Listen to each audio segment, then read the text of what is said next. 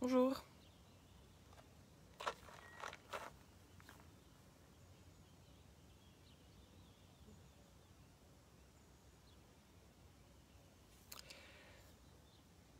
Bonjour, bonjour. Ah ben...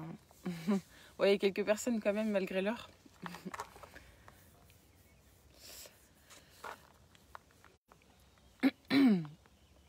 Ouais, j'ai pas pensé qu'il faisait trop chaud maintenant à 10h. Enfin, en tout cas, où je suis ici. Coucou Nathalie. Coucou Cécile. Bonjour. Bonjour tout le monde. Oui, là, du coup, j'ai pas réfléchi. J'ai mis à 10h, mais en fait, où je suis en plein soleil. C'est super joli, mais non, je vous montre. Où je suis. Je sais pas si on voit. Ouais, on voit, il y a un étang derrière. C'est trop beau. Mais du coup, il n'y a pas trop d'arbres et bon, bref, il fait trop chaud à 10h. C'est pas possible. Là, il faisait une chaleur dans le camion hier.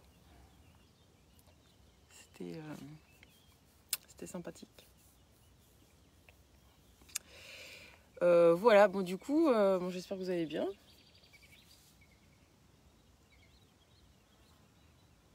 Ouais, je me suis baignée dans le lac. Bon, normalement, c'est interdit, mais je t'en dis rien.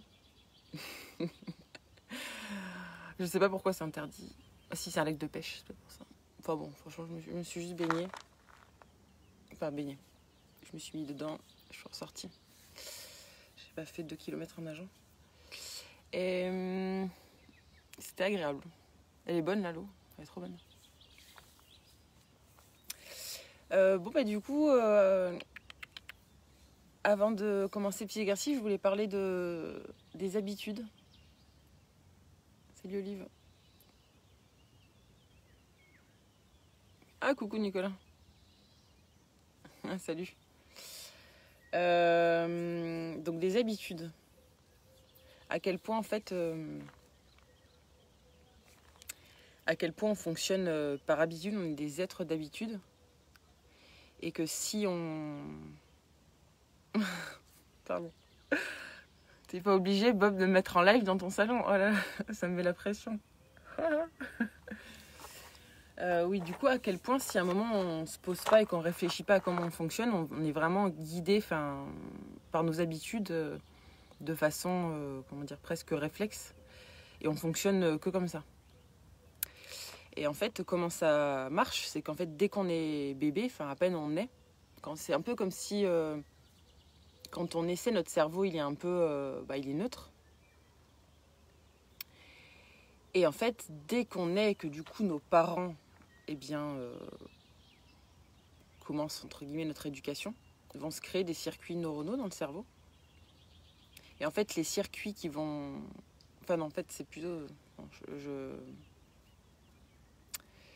je me suis un peu trompée de façon de parler. C'était en fait, on a déjà il y a déjà des circuits qui sont présents et en fait vont se renforcer et vont persister.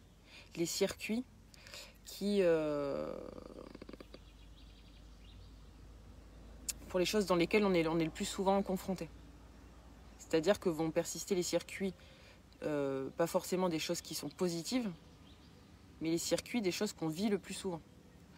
Et c'est pour ça que notre responsabilité en tant que parents, ou en tout cas de personnes qui s'occupent d'enfants, elle est très grande, puisque ce qu'on va leur montrer le plus souvent, c'est ce qui va s'imprimer dans leur cerveau. Et du coup, pour nous, c'est ce qui s'est maintenant qu'on est adulte. Nous, étant enfant, c'est ce qui s'est passé. Se sont créés des circuits neuronaux et des habitudes qui, si on ne les remet pas en question, peuvent persister toute notre vie. Et en fait, c'est un peu comme si ces circuits, c'était des autoroutes. C'est-à-dire que, sans réfléchir, notre cerveau, il va emprunter ce chemin. Donc, c'est une autoroute. Alors que tous les autres circuits, c'est comme si c'était des petites routes de campagne. Donc, ça demande ça prend plus longtemps. Et voilà, c'est moins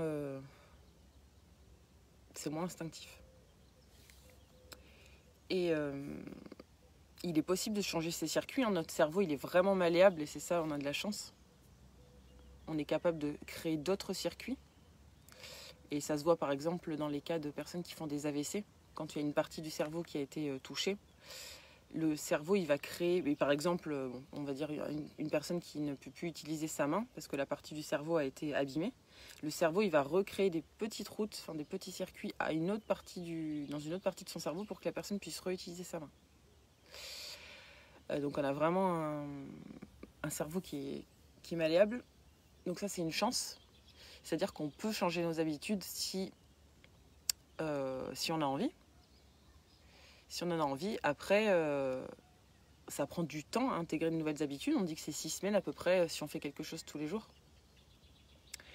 Parce que justement, il faut le temps que à la fois il se recrée d'autres circuits et à la fois que le circuit qu'on emprunte, il devienne plus petit, il s'appauvrisse, voire qu'il disparaisse. Donc il y a toute une période où on va être tenté de retourner dans nos anciennes habitudes et c'est tout à fait normal. C'est pour ça qu'il ne faut pas s'en vouloir, entre guillemets, quand on veut changer une habitude, qu'au début on n'y arrive pas trop. C'est difficile, qu'on a tendance à retourner à nos anciennes habitudes, c'est tout à fait normal puisque c'est imprimé dans notre cerveau depuis des années, et des années. Et puis il faut bien se rendre compte aussi que la plupart des habitudes, en plus qu'on a, elles ne nous appartiennent même pas. Elles appartiennent à nos parents, à nos grands-parents, aux gens avec qui on a été en contact. Puisqu'en fait, quand on est petit, forcément, on est complètement impacté par ce que les adultes nous montrent. Et voilà, et par exemple, pour parler de l'alimentation, je pense que chez la majorité des gens, l'alimentation, c'est une question d'habitude. On mange 3 fois ou 4 fois par jour parce que depuis petit, on a mangé 3 fois ou 4 fois par jour. On mange telle chose le matin parce que depuis très longtemps, on mange cette chose le matin, mais sans remettre les choses en question. On fait vraiment les choses comme le café du matin. Ça peut être vraiment quelque chose qu'on fait parce qu'on a l'habitude de le faire, mais sans vraiment prendre de plaisir à le faire ou sans se demander est-ce que j'ai vraiment besoin de mon café, est-ce que je suis fatiguée, est-ce que je peux pas boire autre chose qui me ferait, ça se trouve, plus plaisir. Et du coup, là, je m'en suis aperçue, moi, beaucoup. En fait, il y a 2 choses pour lesquelles là, j'ai voulu en parler aujourd'hui. C'est que, là, de part de ce que j'ai expérimenté, là, le jeûne. Et donc, en fait, après, là, j'ai continué un peu à essayer de changer mes habitudes. Enfin, c'est même pas que j'ai essayé, c'est que spontanément, j'ai vu que, en jeûnant, des choses pour lesquelles je pensais que je pouvais pas m'en passer. Par exemple, j'adore les bananes avec la purée de noisettes. C'est mon péché mignon. Je pourrais en manger. J'adore ça. Et donc là, de jeûner, de faire différemment, j'ai vu que ce circuit commençait à diminuer et que presque je pense plus... j'ai beaucoup moins à l'esprit cette banane avec cette purée de noisettes. Et du coup, je me suis aperçue à quel point les habitudes... on fonctionne par habitude, mais à quel point aussi elles peuvent quand même changer vite. Et aussi parce que quelqu'un, hier, donc j'ai posté Qu'est-ce que j'ai posté ? Quelque chose, une vidéo sur où il comblait ses manques, ses carences grâce à l'alimentation vivante. Et la personne a fait la réflexion de... pour ne pas avoir de carence, il faut manger de tout. Mais le « il faut manger de tout », souvent on l'a entendu de nos parents ou de nos grands-parents, il faut manger de tout. Mange de tout, c'est comme ça, que tu seras en bonne santé. Mais déjà, même eux, sûrement qu'ils l'ont répété de leurs parents et de leurs grands-parents, parce que qu'est-ce que ça veut dire manger de tout ? Enfin, on répète ça en fait sans vraiment savoir ce qu'on dit, quoi. Et si c'est vrai, et ça veut dire quoi manger de tout ? Et ce qui fait que voilà, on a des croyances et des habitudes comme ça qui nous manipulent en gros, enfin qui nous mènent par le bout du nez, et peut-être qui nous empêchent de faire des choses qui sont vraiment meilleures pour nous. Comme aussi par rapport au jeûne, le jeûne sec, le jeûne à l'eau, on nous a dit depuis tout le temps qu'il fallait boire 1,5 litre d'eau par jour. Donc on fait ça, on le fait peut-être sans remettre en question cette chose. Alors que peut-être qu'on est capable de fonctionner en buvant moins, ou en tout cas en faisant un jeûne sec de 1, 2, 3 jours, sans se mettre en danger si le jeûne est bien préparé. Mais du coup, voilà, par des habitudes qu'on entend, on va avoir peur. En plus, on va avoir peur et en plus, on va transmettre nos peurs aux autres et nos croyances aux autres. ça va peut-être renforcer encore plus leurs habitudes. Donc c'est peut-être intéressant de se poser de temps en temps et de se demander, ben, dans ma vie, qu'est-ce que je fais, comment je fonctionne, est-ce que je fais les choses vraiment parce que je pense qu'elles sont bonnes pour moi et parce que c'est mes choix et c'est des habitudes que moi j'ai envie de créer, ou est-ce que je fonctionne juste par conditionnement de mes parents, de mes enseignants, conditionnement culturel, familial, conditionnement aussi en tant que femme et comme aussi. Les habitudes, les conditionnements, c'est à tous les niveaux. Là, je parlais de l'alimentation, mais même en tant que femme, il y a des choses qui sont ancrées, comme quoi les femmes doivent faire ceci, les hommes, ils doivent faire ceci. Si on est adulte, on doit faire ceci, on ne doit pas se comporter de telle façon. Quand on est adulte, on doit être sérieux. Quand on est enfant, on doit faire ça.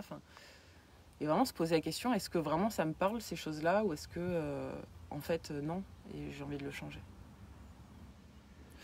Voilà. Et oui, et par rapport aux enfants, voilà, moi, j'ai pas d'enfants. J'espère en avoir un jour. Donc, je peux pas trop, ce que je dis, ça va être que des choses que je pense. Mais après, peut-être quand j'aurai mes enfants, hein, je sais pas comment je ferai. Hein. Mais en tout cas, je pense que c'est important de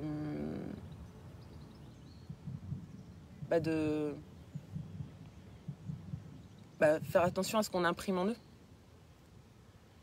Et les laisser libres de faire beaucoup de choix, puisque pour qu'ils fassent des choses qui leur appartiennent à eux et pas qui nous appartiennent à nous. Voilà. Et donc pour changer ses habitudes, bien sûr déjà il faut se rendre compte qu'on a des habitudes en premier. Et ensuite il faut avoir envie de les changer, parce qu'il y a aussi les habitudes, c'est pas forcément négatif. Je veux dire, par exemple, faire une routine matinale, faire de la respiration. Ulysse, non, attendez, parce qu'il y a mon chien qui aboie. Il y a quelqu'un. Bonjour. Non, Ulysse, tu te tais. Bonjour. Tais-toi. Ouais. Il fait peur, hein. Il fait peur, hein. Non, je rigolais. Oui, ouais.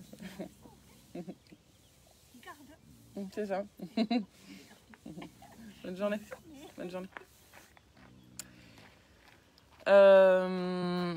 Merci Samir pour cette réflexion qui est vraiment très poétique. J'ai vu ça en retournant. C'est vraiment magnifique ce que tu racontes. Merci. Qu'est-ce que je voulais dire ? Oui, du coup, je disais qu'il y a des routines qui sont pas... il y a des routines positives. Hein.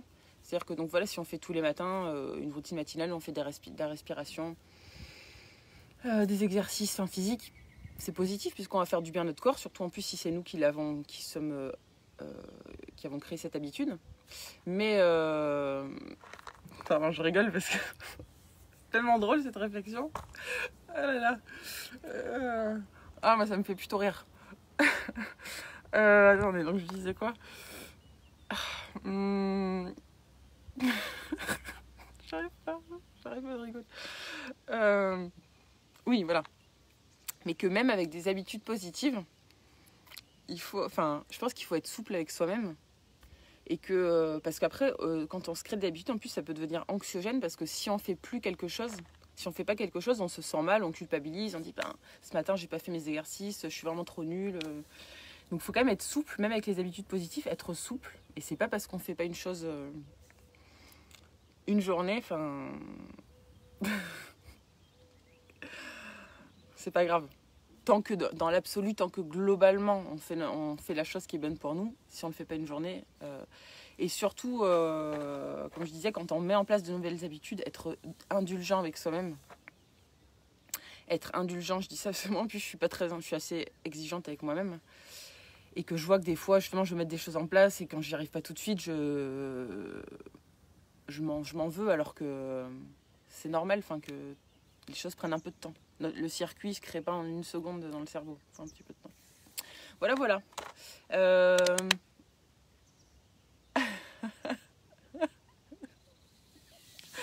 Ouais. Ça faisait longtemps qu'on m'avait pas fait de réflexion comme ça. Parce qu'au début, il y en avait beaucoup.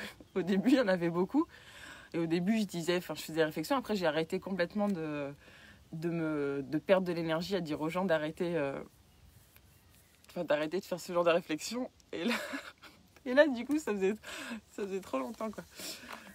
Bon, voilà. Pardon. Ouais, merci, faut que je rigole un bon coup. Bon, on va commencer les exercices. Qu'est-ce qu'on va faire? Je sais même pas ce que je voulais faire. Ah oui, voilà. Vu qu'il y a de l'eau juste derrière moi, on va commencer par une respiration. On l'avait faite pendant un moment.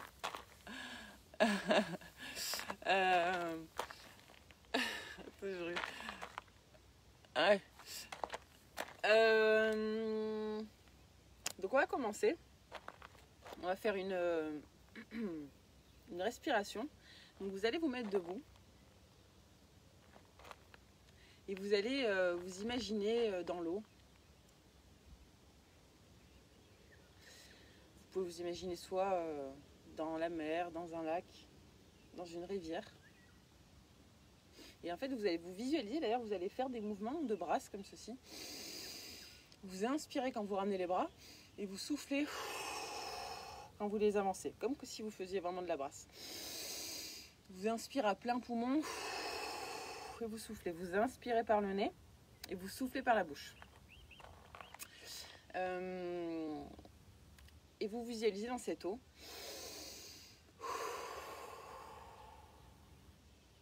Vous ramenez bien les bras en inspirant pour que vos poumons s'ouvrent et qu'il y ait beaucoup d'air qui rentre. Et vous soufflez. Et en même temps, vous essayez de sentir cette eau qui glisse.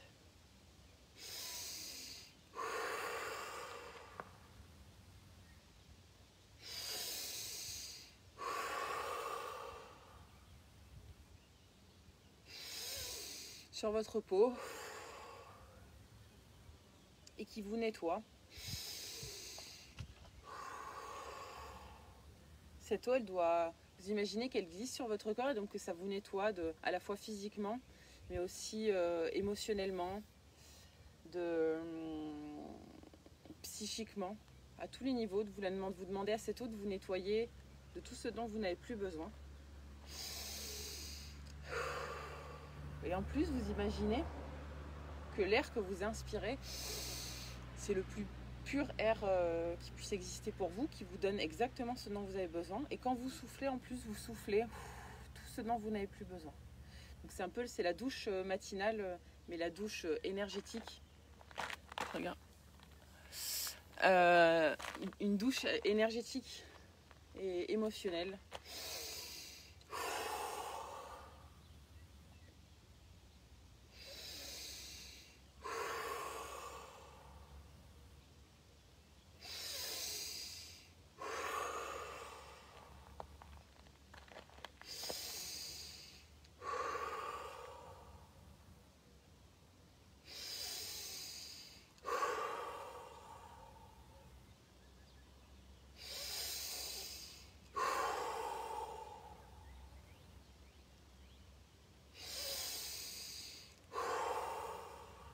On en fait encore 3 comme ça.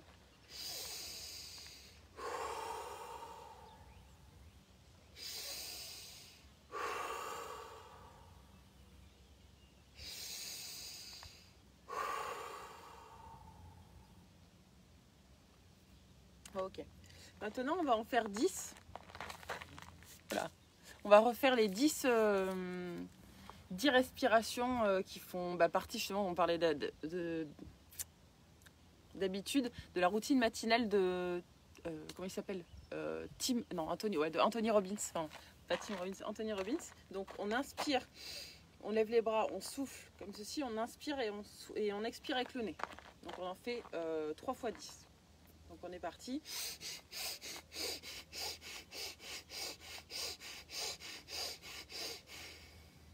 On fait une petite pause, on inspire bien. On refait 10.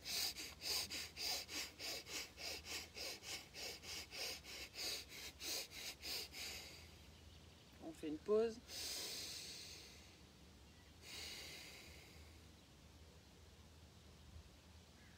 On refait 10.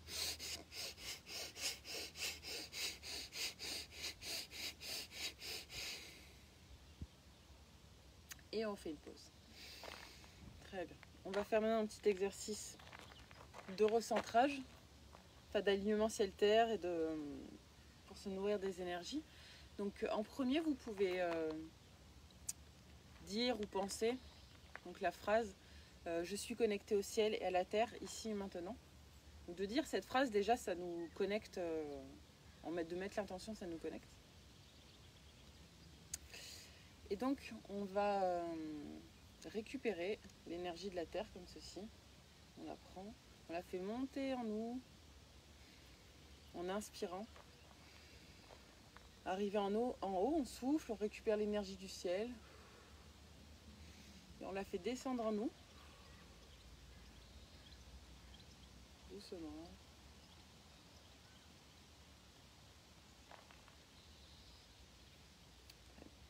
Et quand on arrive ici, au niveau du hara, on fait circuler les énergies jusqu'au cœur et on redescend. On fait ça plusieurs fois, on les fait circuler. Et donc on demande aux énergies du ciel et de la terre de venir nous nettoyer, de venir nous nourrir et de s'équilibrer en nous, le plus justement possible. Les énergies, elles sont vraiment... elles savent exactement la dose dont vous avez besoin pour aujourd'hui. Il n'y a pas besoin de mettre plus d'intention. Autant à 10h il fait chaud, mais là il y a un petit vent frais. Hein. Et on fait circuler.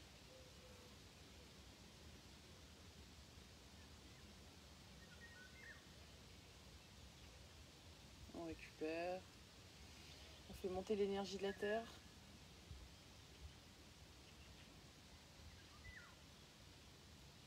On récupère les énergies du ciel, on les fait descendre.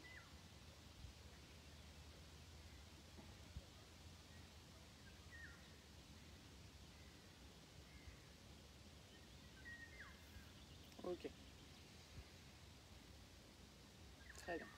Maintenant, on va se connecter aux énergies de la nature.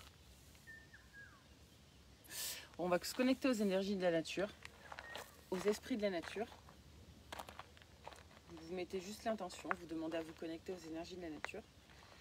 Et pareil, vous allez demander aux énergies de la nature de venir vous nettoyer et de venir vous donner l'énergie dont vous avez besoin. Et pour ça, vous pouvez... En fait, donc les énergies du ciel, elles viennent d'en haut, les énergies de la terre, elles viennent d'en bas, les énergies de la nature, elles sont tout autour de nous. Donc pour visualiser ces énergies qui viennent en vous, vous pouvez faire ce geste jusqu'au cœur. On n'est pas obligé de faire des gestes, mais de faire des gestes, ça peut aider à vous concentrer. Donc si ça vous parle, vous faites les gestes.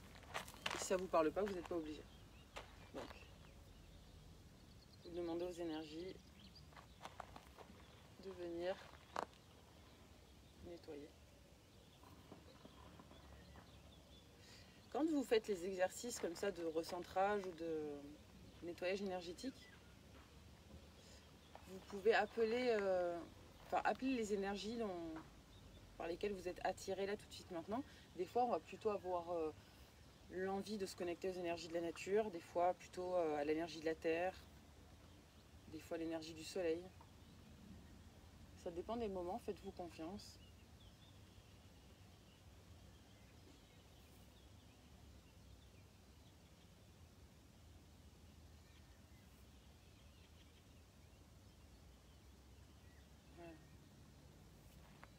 Vous demandez est-ce qu'elle s'équilibre en vous avec les autres énergies.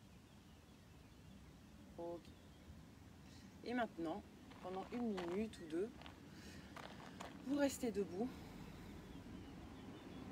et vous visualisez ou vous ressentez toutes les énergies autour de vous qui vous nourrissent, qui circulent dans votre corps physique, dans vos corps énergétiques, dans votre aura. Vous pouvez soit les visualiser, soit vraiment les ressentir, les voir circuler dans votre corps, ressentir autour de vous comme si votre corps, comme si vous saviez votre corps énergétique prenait plus de place. Donc vous ressentez. Bonjour. Bonjour.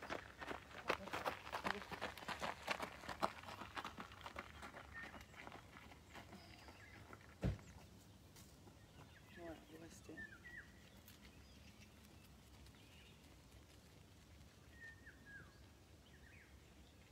Et vous remerciez. Vous dites merci aux énergies.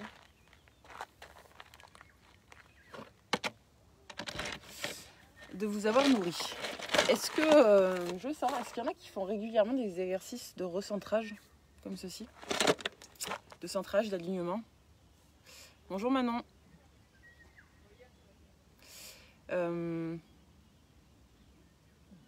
Dites. Vous savez, l'autre jour, j'ai fait je sais plus quand, une insomnie, enfin, je sais plus quel jour, j'arrivais pas à dormir. Je me suis réveillée à 3h du matin, impossible de me rendormir. Je tournais dans mon lit. Et je me dis, bon, qu'est-ce que... Là, ça sert à rien, ce que tu fais. Enfin, j'arrivais vraiment pas à me rendormir toute seule. J'ai fait un nettoyage énergétique. Et ça m'a endormi direct en 2 secondes. Enfin, en 2 secondes, j'exagère. Pas en 2 secondes, mais... En tout cas, en 5 minutes, je sentais que mon niveau de... Pas de stress, mais d'énervement diminuait. Et ouais, en 10 minutes, j'ai dû me rendormir alors que ça faisait genre 1 heure que j'arrivais pas à dormir. Donc tout ça pour dire que c'est vraiment ce genre d'exercice d'alignement, d'alignement ciel-terre, les nettoyages énergétiques, ça marche vraiment bien. C'est vraiment efficace et que vous pouvez le faire tout seul. Il n'y a pas forcément besoin que quelqu'un... Bonjour. Pas forcément besoin que quelqu'un le fasse pour vous, même si des fois c'est bien d'aller chez un thérapeute ou se faire des nettoyages énergétiques par les autres, mais on peut faire aussi plein de choses tout seul. Ok, maintenant on va faire un genre d'automassage. Donc on fait pas le comment ça s'appelle, on fait pas le do-in. On va juste donc venir pour réveiller notre corps. Vous savez, vous allez partir de vos pieds, vous remontez le long des cuisses, devant le ventre, jusqu'ici, devant la poitrine. On vient masser tout le bras en repassant derrière l'épaule, le bras. Ici, le cou, l'arrière du dos, les fesses et on redescend. Donc on va faire ça.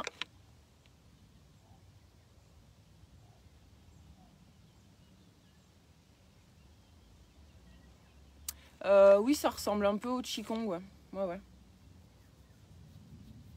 Ça ressemble un peu. En effet, je me suis inspirée du Qigong pour cet exercice. Mais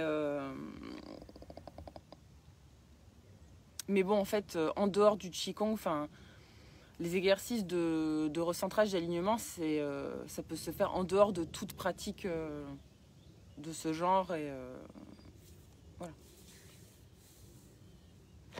Ok, donc vous avez compris l'exercice.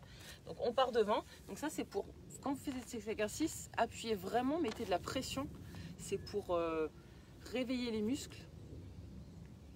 Donc vous allez, et on fait tout le corps en une fois. Donc on passe d'abord devant, ici, devant la cuisse, devant le ventre, devant la poitrine. Ensuite le bras avant, arrière, on passe bien derrière l'épaule, le bras avant, arrière, ici le cou, ensuite on passe derrière et on recommence. On fait ça plusieurs fois. Vous avez bien compris. Et en fait, en faisant ça, on suit les méridiens aussi d'acupuncture. Donc ça fait à la fois, donc on se réveille au niveau musculaire, mais aussi mettez l'intention de faire circuler l'énergie dans ces méridiens quand vous faites l'exercice. Et vous appuyez bien. Et aussi concentrez-vous sur la sensation de votre peau, de votre main pardon, sur votre peau. Sentez que c'est agréable. Que c'est agréable de se masser comme ceci.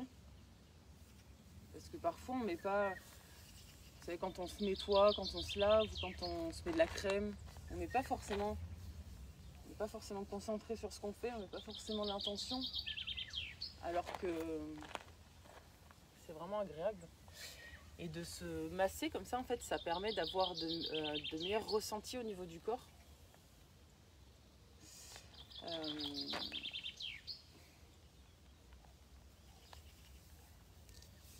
Ça améliore notre schéma corporel, la conscience de notre corps. Et donc ça permet aussi de mieux ressentir nos émotions, puisque nos émotions, elles passent par notre corps. Et donc si on a un bon ressenti au niveau corporel, on va pouvoir mieux savoir où se situe, dans quelle partie de notre corps s'exprime notre émotion et ce qu'elle veut nous dire. Alors, encore une fois.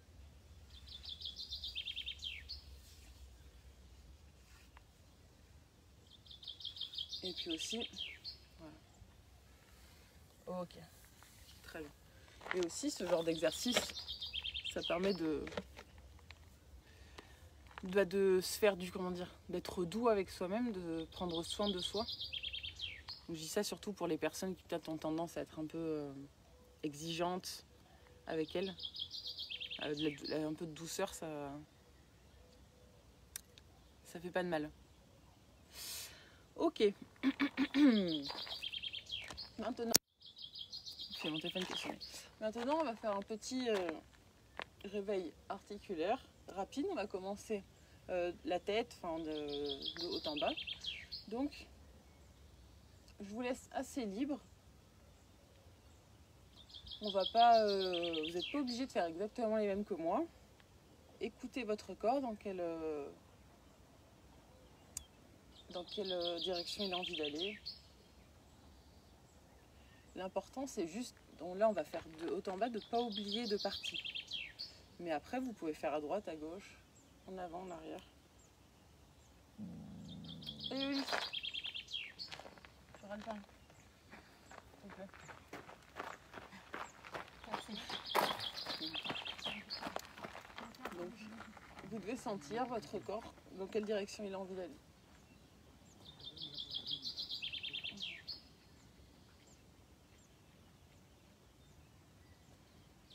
Voilà, donc on a fait le cou.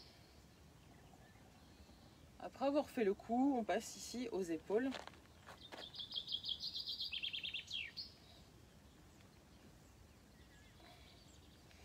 Donc si vous sentez qu'il y a une épaule qui bouge moins bien, essayez de la faire bouger un peu plus que l'autre. Dans quelle direction c'est plus difficile.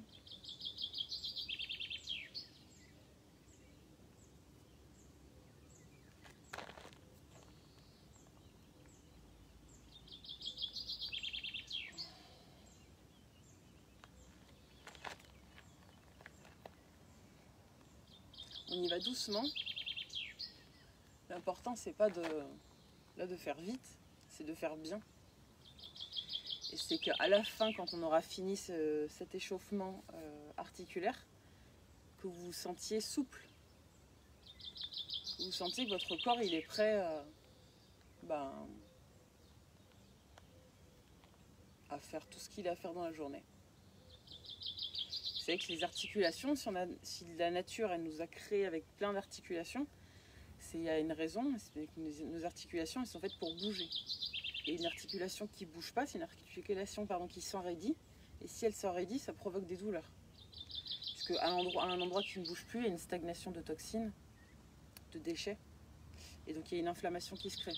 Donc c'est important d'entretenir cette mobilité articulaire.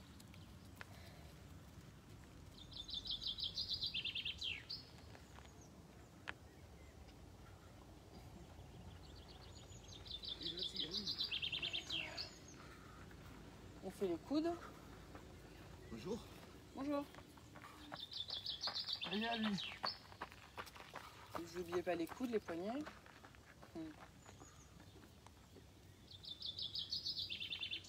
Prenez votre temps, vous pouvez fermer les yeux. Si ça vous aide, des fois quand on ferme les yeux, du coup on est plus concentré sur ces sensations.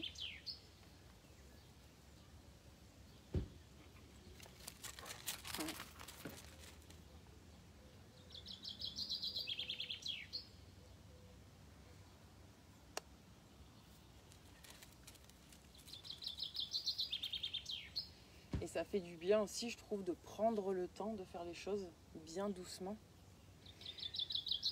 Parce que souvent, enfin, pour beaucoup de personnes, le rythme de vie est un peu effréné. On est toujours pressé de tout. Le matin, on se lève vite, vite, on prépare les enfants, vite, on les emmène à l'école, vite, on part travailler. Et le soir, pareil, vite, on va les chercher, vite, on prépare à manger. Enfin, la vie, comme ça, les événements se succèdent sans qu'on ait vraiment le temps de profiter. Donc, des fois, ça fait du bien de prendre le temps de faire les choses doucement et de faire les choses pour soi. Ok. On passe maintenant le thorax.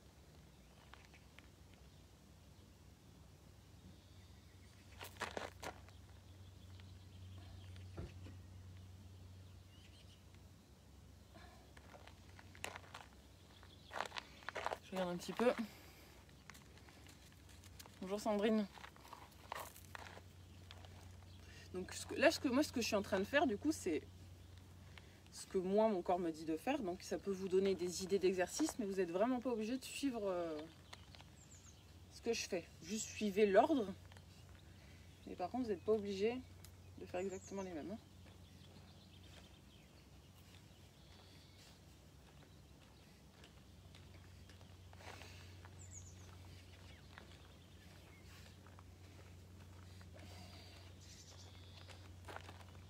Bonjour.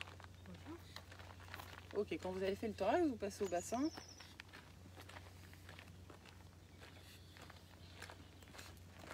Bonjour. Bonjour.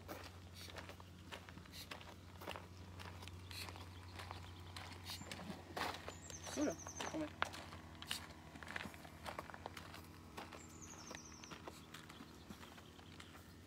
Donc, le bassin, là aussi, explorez les mouvements. Qu'est-ce qui vous fait du bien? Est-ce que ça coince d'un côté?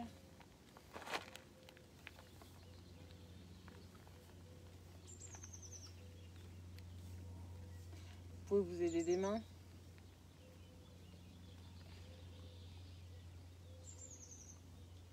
Vous pouvez faire des petits mouvements.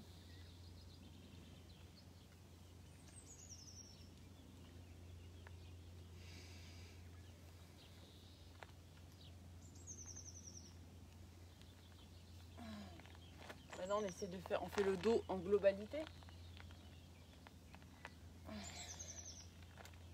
Vous faites bouger tout votre dos. Donc vous pouvez là aussi faire plein de mouvements. On avait fait la vague, vous vous rappelez, qui était pas mal. Si ça vous parle.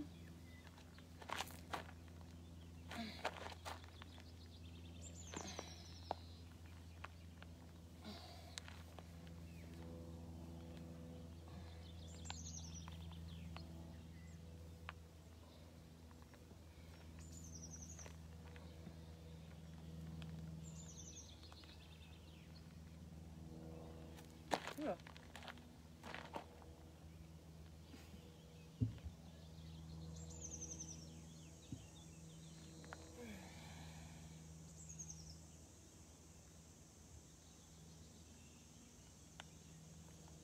Ok, on va passer aux jambes. Pour les jambes, vous pouvez vous mettre assis par terre si vous préférez.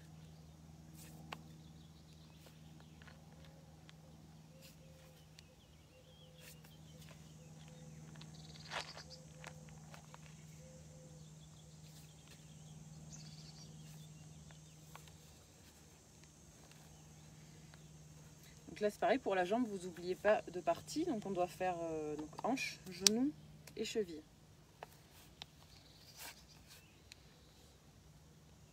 Ah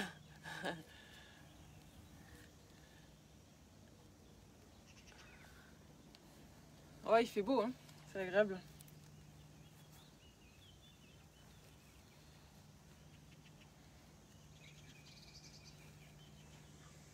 Ne vous oubliez pas.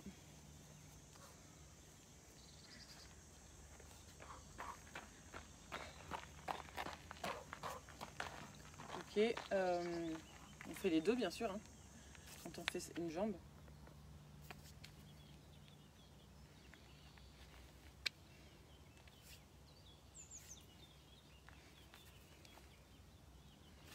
Voilà, vraiment laissez aller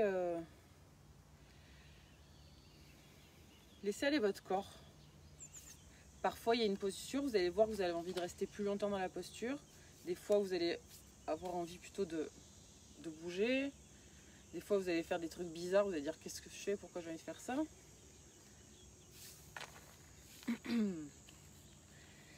L'important, voilà, mes chaussures elles sont complètement cassées. Donc j'aille m'en acheter. Oh là là, j'aime tellement pas aller dans les magasins que j'ai la flemme d'aller m'acheter les chaussures. Mais bon, un jour il va falloir que j'y aille quand même. Voilà. Ok, donc le squat asiatique c'est toujours bien pour étirer, pour travailler la mobilité articulaire, pardon, de toutes les jambes.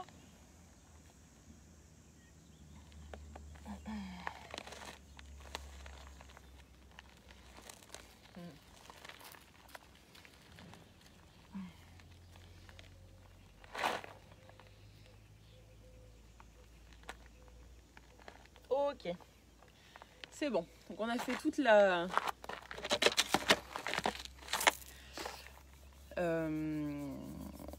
tout le corps. Donc normalement, vous devez vous sentir plus souple, plus leste. Elles sont stylées, ouais, mes baskets. En fait, c'est les baskets d'été. C'est les baskets d'été, c'est aération intégrée. Elles sont pas mal. Non, mais... faut vraiment que j'y aille. Mais j'aime pas faire les magasins. Et puis la plupart du temps, je suis pieds nus en fait. Donc c'est pour ça que ça me perturbe pas trop. Là, je suis en basket. Je suis en basket parce que je suis sur des cailloux, mais sinon, je suis tout le temps pieds nus. J'adore marcher pieds nus. Même en rando, des fois, ça m'arrive de partir pieds nus. Alors, du coup, dites-moi si, après avoir fait... Donc, j'ai... je sais plus ce que je voulais dire. Voilà, j'avais donc les deux questions, c'est est-ce que vous arrivez tout seul à trouver des exercices, enfin voilà, faire bouger votre corps de façon spontanée sans suivre vraiment des indications précises. Est-ce que vous y arrivez bien? Et est-ce que là, d'avoir fait tout cet échauffement, est-ce que vous sentez que vous êtes plus, je sais pas, plus leste, plus souple, que votre corps il est mieux réveillé? Je vous demande ça pour avoir un feedback, parce que ce que je vous propose, mon but c'est que ça vous fasse du bien et que ce soit efficace. Donc si vous me dites, bah non là, quand tu guides pas, c'est pas bon, c'est pas bien, ou c'est pas où tu vas trop vite, j'en sais rien, je modifierai. Voilà. Je pense que...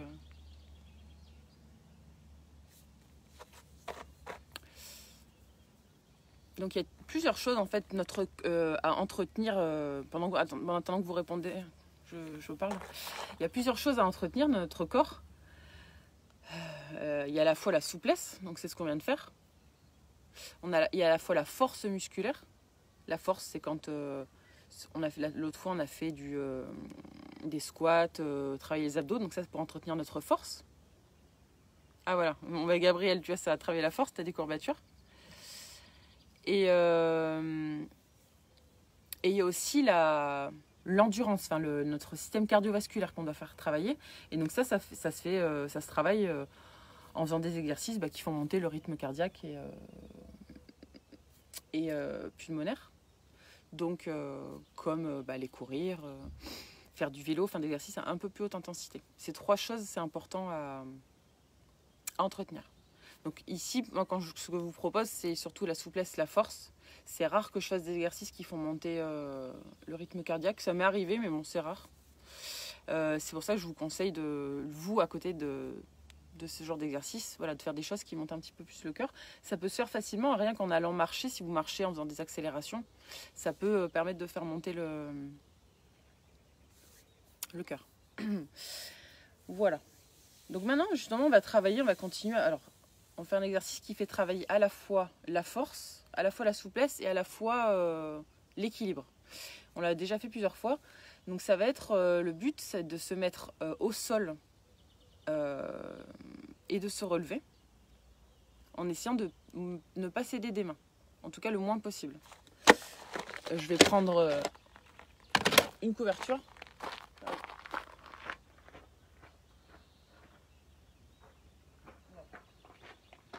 Je prends une couverture parce que sinon ça fait un peu mal sur les cailloux. Ouais, d'ailleurs, je vais enlever mes chaussures. Hop. Ah ouais. Donc le but, ça va être de vous essayer, par exemple, de vous mettre au sol, comme ceci. On passe en position couchée, toujours, et on se relève. Voilà. En essayant, si vous pouvez, de ne pas vous aider de vos mains. Pourquoi c'est important? Donc quand on ne s'aide pas des mains, là, ça va vraiment faire travailler plus les abdos et les jambes. Et ça va vous permettre d'entretenir la capacité à vous relever sans vous aider des mains. Parce que c'est possible que si vous tombez un jour et vous... J'en sais rien, je ne vous le souhaite pas, mais si vous cassez le bras ou s'il n'y a pas de possibilité de s'aider des mains parce que c'est trop petit, au moins vous pouvez vous relever tout seul, aller appeler du secours. Je dis ça parce que c'est vraiment, ça arrive beaucoup, qu'il y ait des personnes âgées qui tombent et qui sont incapables de se relever toutes seules et qui sont donc incapables d'appeler les secours et qui restent pendant des heures, voire des jours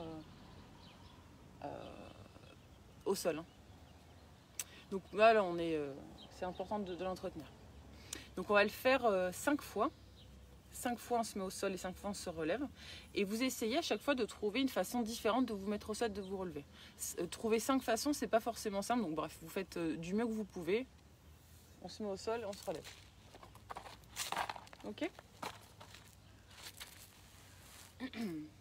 Bon bah écoutez, c'est parti, on y va. On se met au sol, on se relève.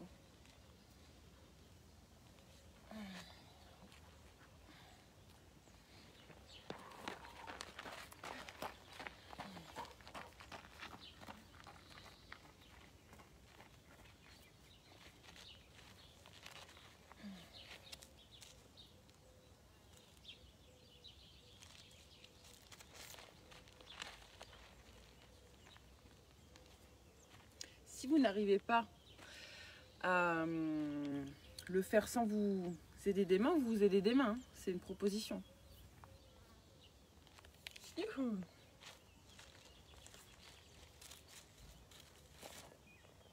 Oups.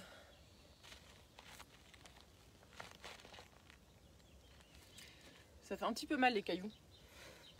J'avais pas prévu que ça aille. Ça fait aussi mal au genou. Oh mon dieu.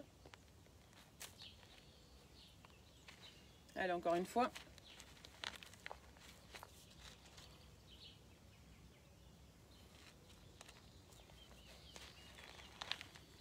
Oh, ok. Très bien. C'est bon pour les 5 fois. Donc ça permet de travailler à la fois la force, puisque pour se mettre au sol et se relever, il faut une certaine force dans les jambes. La souplesse, puisqu'on se met un peu dans tous les sens. Et l'équilibre, parce que notamment si vous descendez sur une jambe, ça fait travailler l'équilibre. Voilà. Et maintenant, on va enchaîner, je vais remettre mes chaussures. Est-ce que je remets? Oui, je remets mes chaussures. Magnifiques chaussures. On va faire un peu de marche animale. Ça fait longtemps qu'on n'a pas fait.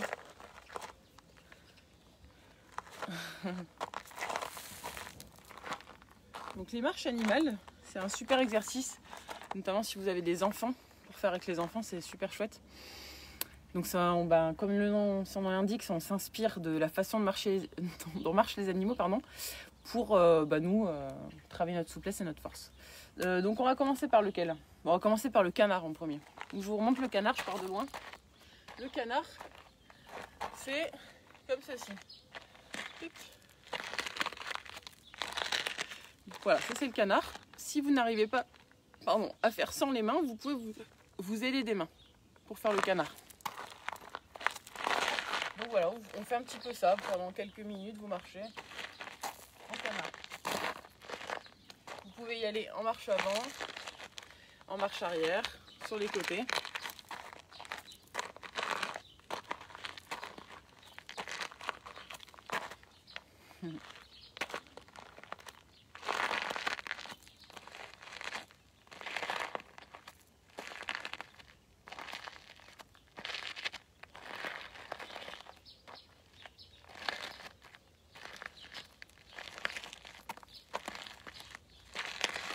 Ok. Le canard, ça fait un petit peu mal aux jambes.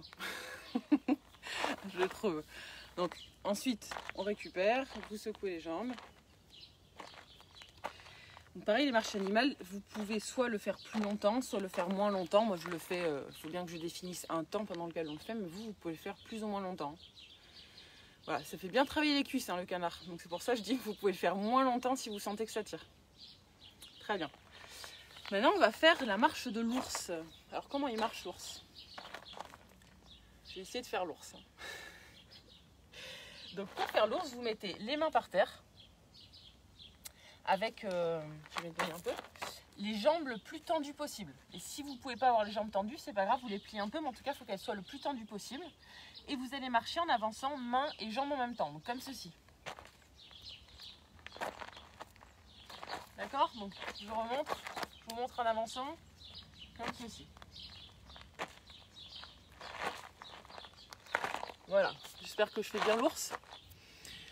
Vous avez compris le principe. Donc pareil, vous marchez, vous faites un peu marche avant, un peu marche arrière, un peu sur les côtés, suivant la place que vous avez chez vous.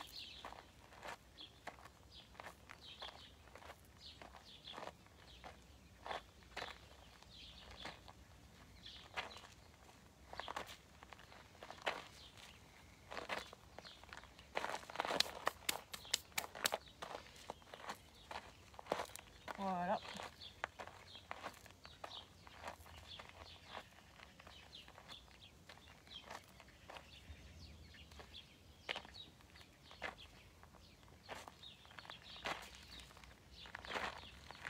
Ok, on fait une petite pause.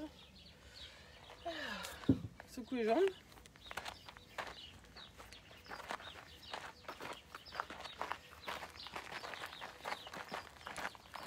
Ok.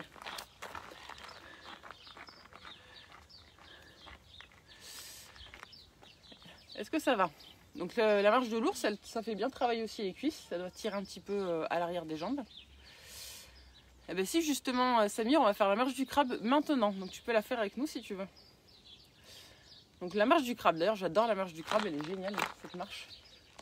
Donc pour la marche du crabe, vous mettez dans cette position et vous marchez sur le côté, en avant, en arrière,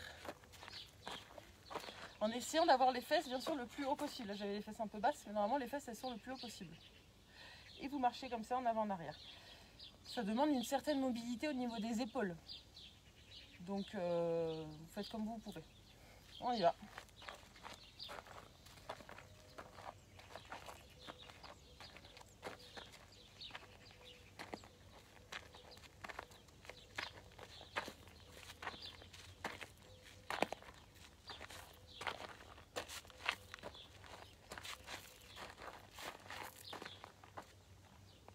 Vous pouvez faire des pauses.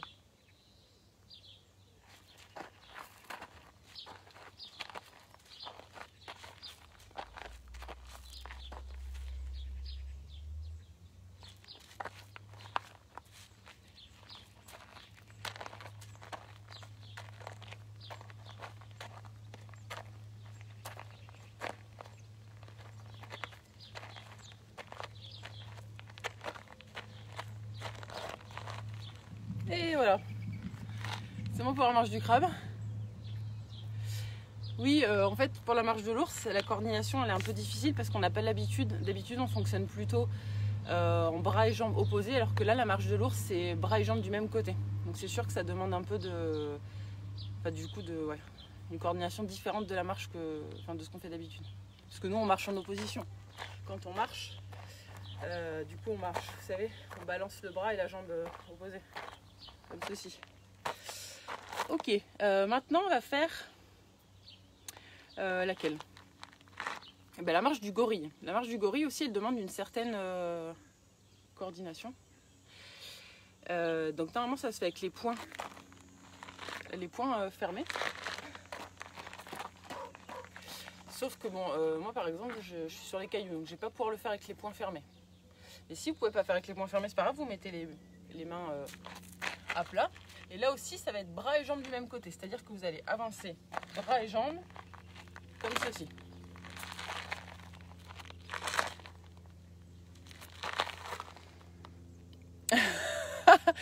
Ouais, moi non plus, ça m'arrive pas très souvent de marcher en crabe, bizarrement. Ça fait un peu peur aux gens quand je le fais. Dans la rue, ils s'éloignent. Voilà, donc là, comme ceci, en avant, en arrière. Donc elle est plus facile que celle du canard, puisque on cède des mains. On essaie de faire bras-jambes du même côté.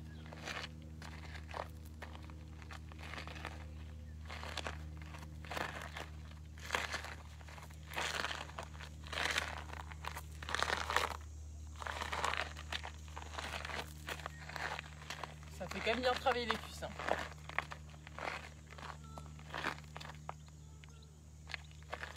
On essaye d'avoir le dos droit. Vous savez, les gorilles, quand ils marchent, ils ont le dos droit.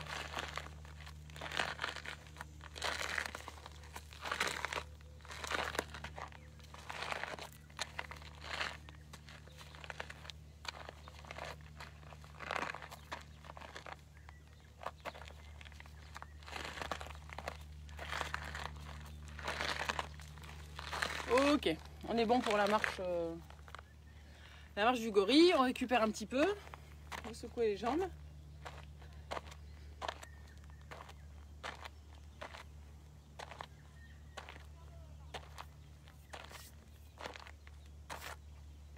Très bien. Et on va en faire un dernier.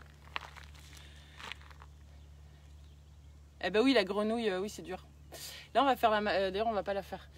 Là, on va faire pour la dernière celle du singe, qui est presque celle de la grenouille, mais qui est plus facile. En fait, vous mettez les mains ici et vous venez sauter. Vous savez, comme les petits singes, ils font comme ça. Ils posent des mains et ils avancent. Voilà. Et on peut faire aussi en arrière. Et on avance. Voilà, tout simplement. Donc là aussi, ça demande quand même une certaine force dans les jambes, puisqu'en plus, il faut décoller et dans les bras, parce qu'il faut décoller notre corps en s'aidant des bras. Voilà.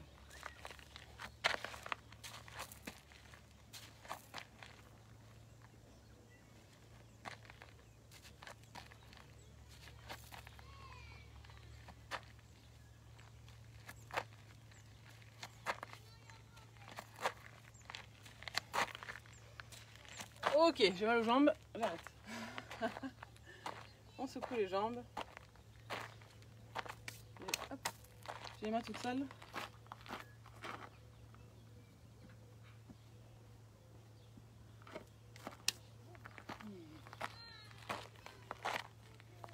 Voilà, vous secouez bien.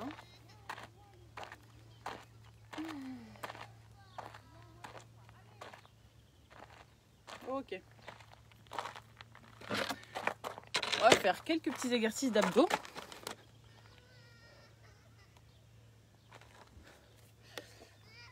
Ah ben ça, il commence à faire chaud. Est-ce que quelqu'un peut me donner l'heure, s'il vous plaît? Pouh, je commence à avoir super chaud.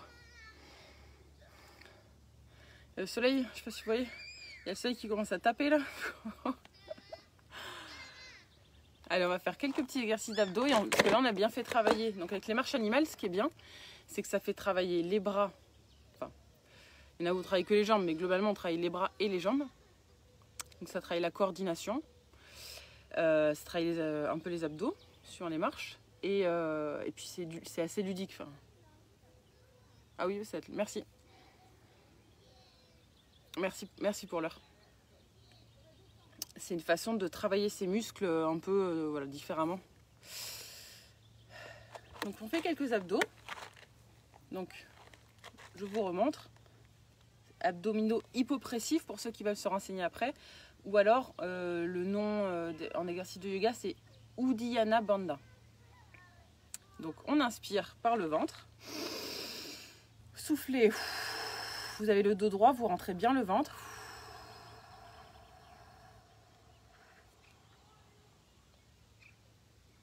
Ah oui, Fernanda, du coup au Portugal, il est 1 heure de moins.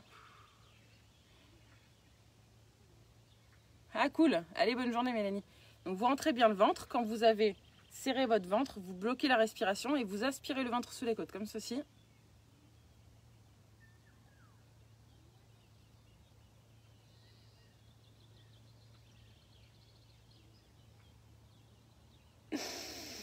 Et vous restez le plus longtemps possible en apnée.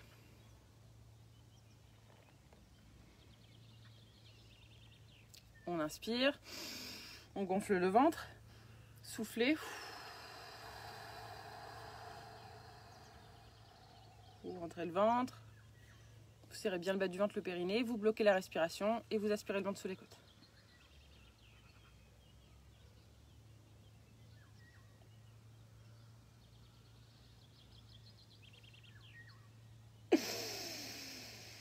Ok, donc là on le fait rapidement, mais bon, pour ceux qui le font peut-être pour la première fois, ça va être difficile. Donc je vous invite à regarder des vidéos sur YouTube où ils font faire que l'exercice pour vous entraîner.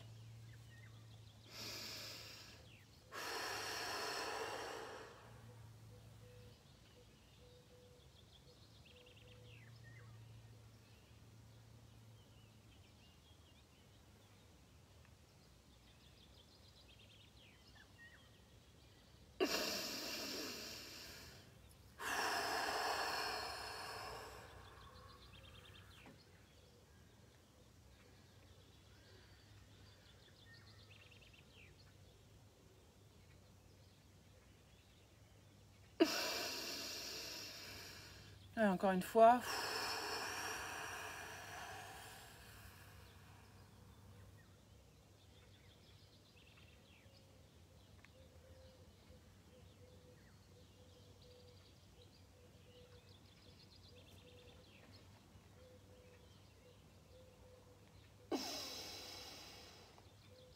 Et voilà.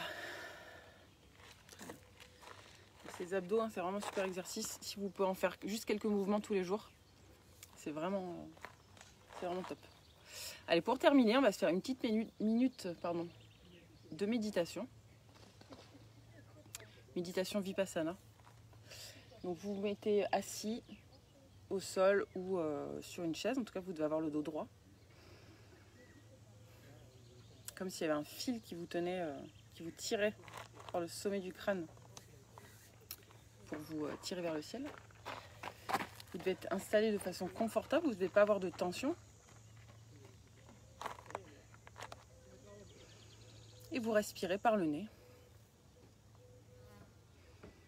à votre rythme, sans essayer de respirer plus profondément ou plus doucement, juste vous respirez normalement.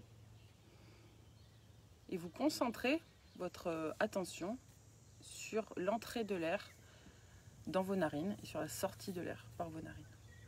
Donc, en gros, vous mettez l'attention sur les narines, l'entrée des narines, et vous ressentez l'air qui rentre et qui sort.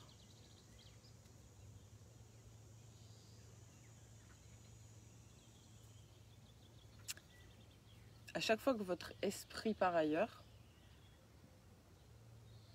vous remettez votre attention sur le nez. Et c'est normal que votre esprit parte ailleurs, puisque notre esprit, il fabrique des pensées en permanence. Produit des pensées. Donc c'est normal qu'il y ait des pensées. Après, à nous de ne pas nous accrocher à ces pensées, de les laisser passer et de refocaliser notre attention sur l'air qui rentre et qui sort par notre nez, dans notre nez. Et le fait de faire ça, de s'entraîner à ça, ça nous permet de muscler notre capacité à nous concentrer, à être présent à ce qu'on fait. Et si on est plus présent à ce qu'on fait, en général on fait mieux les choses déjà parce qu'on est concentré, Et ça améliore notre qualité, la qualité de la vie. On a l'impression de... Enfin, ça nous donne un sentiment de satisfaction plus important que si on est dispersé. C'est ce qu'on appelle la pleine conscience, d'être présent à ce qu'on fait. De ne pas être dans ses pensées du passé, justement, ou dans le futur, et d'être juste dans le moment présent.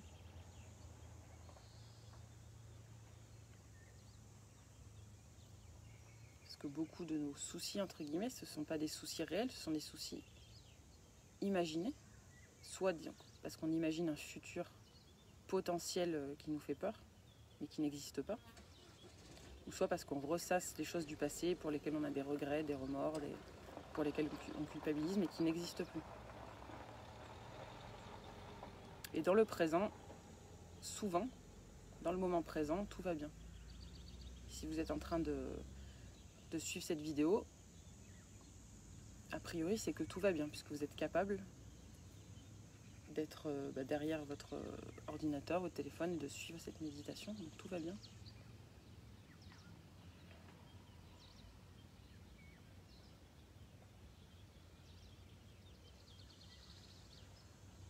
Je vous laisse pendant 1 minute. Voilà, vous concentrez sur l'air qui rentre et qui sort. Je ne parle pas.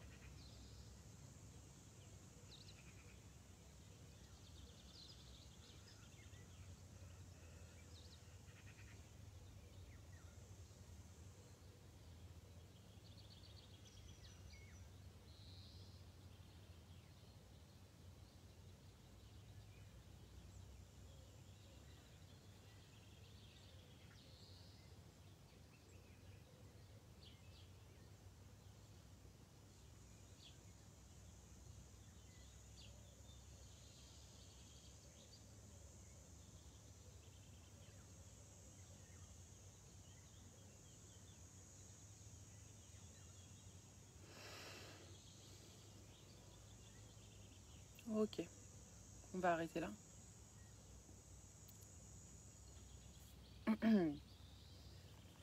Ok, on est bon, on a fini pour aujourd'hui. Enfin, on a fini les exercices. Si vous avez des questions, je peux y répondre rapidement pendant 5 minutes. Ou des réflexions, des suggestions, je sais pas, des critiques. Ça peut arriver aussi, des critiques. Voilà. C'est possible. Vous pouvez m'en faire part maintenant. C'est le moment. En tout cas, je vous invite à régulièrement, bon, le mieux c'est quotidiennement, mais on fait comme on peut, si on travaille ou si on a des enfants. Bon. Mais en tout cas, très régulièrement, de faire ce genre d'exercices matinaux. Quelques respirations, un exercice d'alignement ciel-terre, et puis après quelques mouvements pour vous réveiller, pour vous dérouiller, pour entretenir votre mobilité, votre force. Parce que vraiment, ces minutes que vous allez prendre pour vous chaque jour régulièrement, ça va vraiment changer votre vie. Même si vous avez l'impression peut-être que c'est rien, mais en fait, ces 5 minutes, ça améliore la qualité de vie. Conseil sur les jambes lourdes.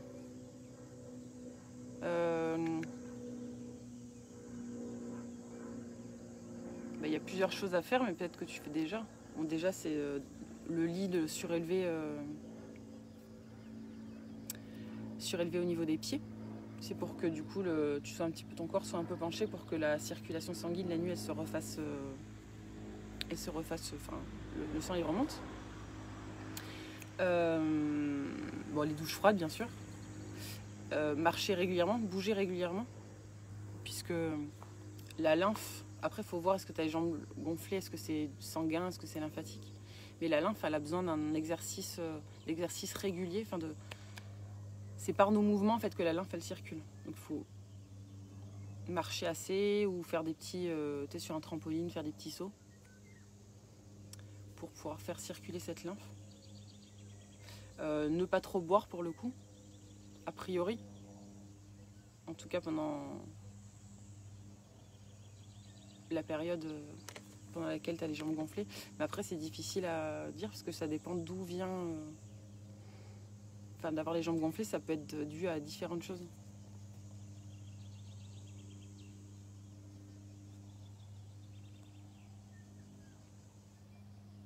Alors, est-ce que tu dois... les exercices, quand on a un léger lumbago, bah ça, pareil, c'est au cas par cas.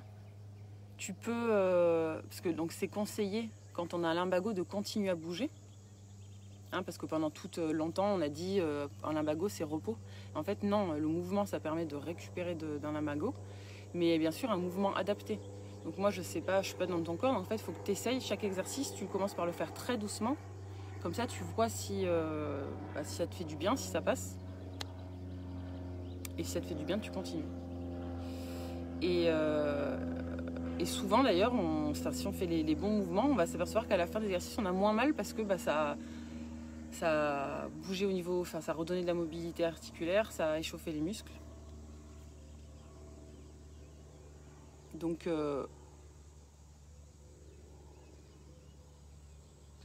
tu peux, mais voilà, ça dépend, faut essayer. Ok, plus d'exercices placés sur la respiration, je note.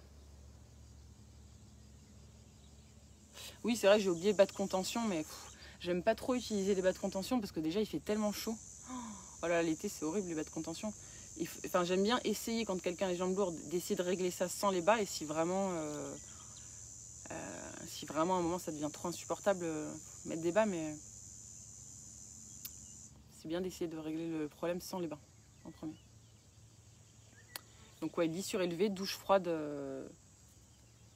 matin et soir, et enfin douche froide en tout cas que sur les jambes, hein, pas obligé de prendre une douche entière matin et soir, mais se mettre de l'eau froide sur les jambes, ne pas boire trop d'eau, et marche, exercice régulier.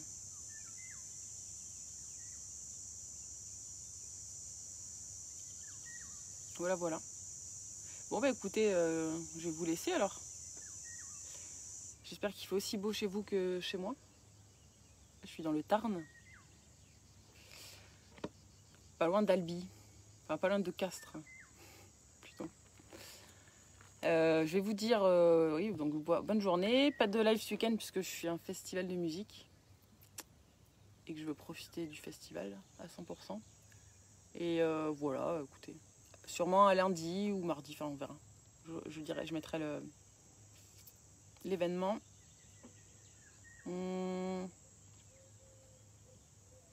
Voilà. Le 11 juillet, je vous dis ça. Le 11 juillet,